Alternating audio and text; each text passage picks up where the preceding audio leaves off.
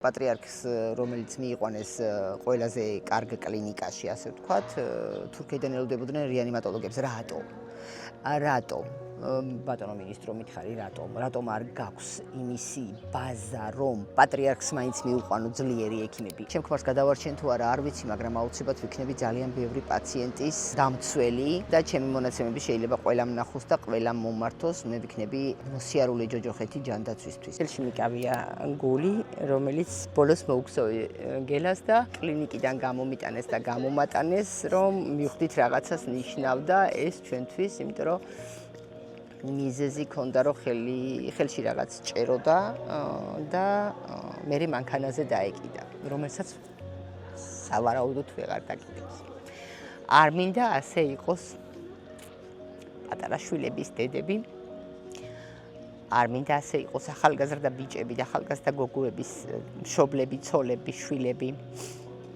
მესმის, რომ ჩემი ქმარია და დიდია იმისთვის, რაც ექიმებისგან ეყო ამდენი ხანი სიცოცხლე 3 წელია, მაგრამ მე მინდა ვიცხოვრო ქვეყანაში, სადაც არ შეგვეშინდება ავად გახდომის. ჩემი მთავარი პრობლემა თვენახევრის განმავლობაში არის კლინიკების მოძიება. პირდაპირ გეუბნება ჯანდაცვა, რომ 112 მოგემსახურება იმ კვადრატში, რომელი კვადრატიც მდებარეობს შენ სახლთან ახლოს. თუ იქ არ მიგვიღეს არც ერთმა კლინიკამ, ის 112 სახლიდან გადის. ამიტომ შენ უნდა იზრუნო, გამოიძახო კატასტროფის მანქანა, ჩასვა პაციენტი და შეუთანხმო სხვა კლინიკას, რომ შეთანხმების გარეშე არ გადაყავხარ კატასტროფას, ექიმს ელაპარაკება, რომ ელოდებიან და მიდის და არც ერთი ექიმი არ მეუბნება, რომ მოიყვანე კატასტროფით. მე არ შემიძლია პაციენტი მივიყვანო კატასტროფის მანქანით ნებისმიერ კლინიკაში, რომ გადავარჩინო. ესე შემომთავაზეს პირდაპირ, მოიყვანე კლინიკის კარებამდე, გადასვი კალიასკაში და შენ შემოიყვანე მძიმე ავადმყოფი. კალიასკაში გადასვა ავადმყოფი, რომელსაც თავი უვარდება, ნორმალურები არიან საერთოდ. მაგრამ შემომთავაზეს ეგ. მოიყვანე, თვითდინებით შემოიყვანე და ყველაფერს გავაკეთებთ. არ ვიცი, ვისი ბიზნესია ამდენი პალიატიური.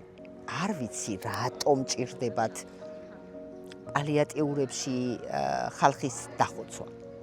წლების განმავლობაში ხო იყო რეანიმაციები, სადაც პაციენტები იყვნენ, თუ ჯანმრთელდებოდნენ სახლში მიდიოდნენ, თუ არა და მშვიდად წყნარად მიდიოდნენ ამ ქვეყნიდან. პალიატიურში ვრეკავდი ყოველ დღე და დღეში ორჯერ, ხო არ განთავისუფლდა ადგილი და მე მეგონა, რომ პაციენტები სახლში მიდიოდნენ და აღმოჩნდა, რომ თურმე მე ველოდები ვიღაცის სიკვდილს. მე იმ პალიატიურში უბრალოდ არ გადავარ.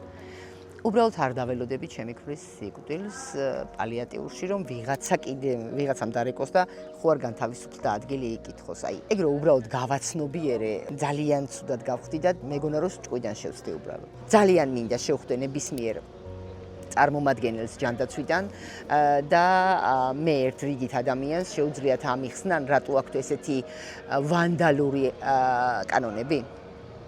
რატო? იმიტომ რომ თურმე კლინიკები ვერ ნახულობენ ვერანაირ მოგებას ჩვენნაირი ავადმყოფებისგან. მოგება, ფული, დაგრჩეთ ოხრად ყველა ფული.